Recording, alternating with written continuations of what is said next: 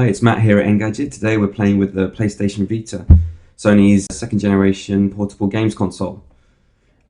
Largely, the form factor is pretty similar to its predecessor. In fact, it weighs and measures in thickness-wise very similar to the first PlayStation Portable, although both the Go and the Series 3000 are slightly thinner and lighter. The first thing I wanted to talk about is that OLED screen. It's a 5-inch screen that does 960 by 544 resolution, and it's very nice, very sharp, and those viewing angles, as you can see, are superb. Controllers have also been retweaked. They've now been shrunk on the Vita, both the D-pad and the PlayStation buttons on the other side. On the left side, you'll find the D-pad is now all connected together, while underneath you'll have one of the analog sticks and the PlayStation Home button that'll transport you out of games and other apps back to the home screen. In use, both the D-pad and the analog stick are both very comfortable. It's just the right size of small. If it was any smaller, we might have had troubles putting in some precise inputs for games like Marvel vs. Capcom.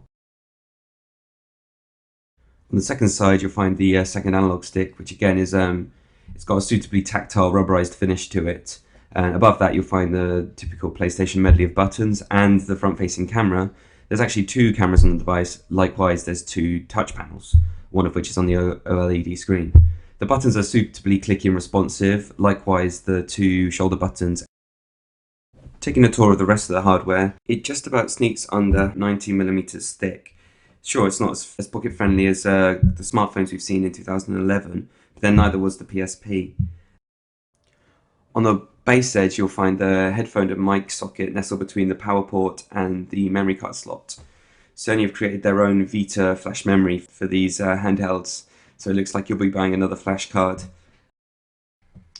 The power port is also a proprietary one from Sony, and it'll double up as the data connection with PC and your PlayStation. You'll be seeing that a lot because that battery is going to need charging. Moving along to the left edge, you'll find the access point for the 3G SIM. As you can see here, we've got a Japanese Docomo SIM. Unfortunately, it wasn't willing to play nice with the UK networks here, nor were any of our UK SIMs working well with the device. On the top edge, you'll find access to both the PlayStation Vita game card slots, which are quite fiddly, to be honest. It's a bit of a shame they're not a bit more sturdy. And then on the right of the PlayStation Vita slot is a mysterious port that we haven't actually yet been told what it's going to be for, given that Sony said that video output wouldn't be possible on the PlayStation Vita. On the back, you'll find the rear-facing camera, the primary camera, and the large touch panel. Anyone hoping to substitute out their Digicam for this will be pretty severely disappointed. Well, it never promised to give us some smartphone-style features. We just expected more than these noisy pictures, especially when Sony has so many fingers in so many electronics pies. On either side of the patterned touch panel, there are two resting pads for your fingers, although we found our hands are a bit too big and our fingers often rested on the touch panel itself. The Vita's UI borrows heavily from the smartphone revolution that's happened since the original PSP. You can switch on the device and jump straight into a game. Similarly, from there, you can press the PlayStation button and that'll send you back out to the home screen. This takes you to a live screen of the game you're playing, and then you can flick with the capacitive touch screen between apps and back to your main primary page, which shows all the icons.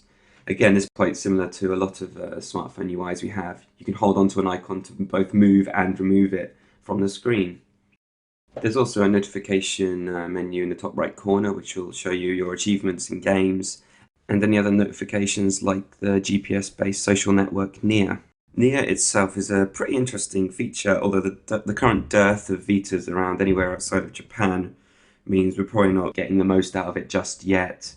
It'll use the built-in GPS found in the 3G Wi-Fi model to monitor where you are and pick up other Vita users around you.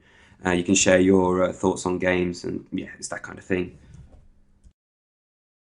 Welcome Park serves as a gentle introduction as to what your Vita can do. There's a few throwaway games and features here, although like the web browser, you'll find you won't be able to run it alongside any concurrently running games. So despite those high-tech innards, there are still some limits. Pressing on the PlayStation button twice will take you to a tabbed view, which allows you to jump straight into any other apps or features you currently have running.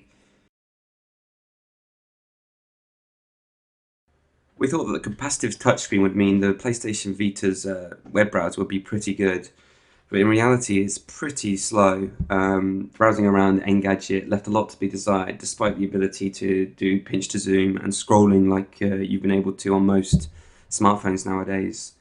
It's pretty underwhelming stuff. The Vita is available now in Asia with a planned release for February 2012 in both the US and Europe, priced at around $300. Check out the full review at engadget.com. Thanks very much.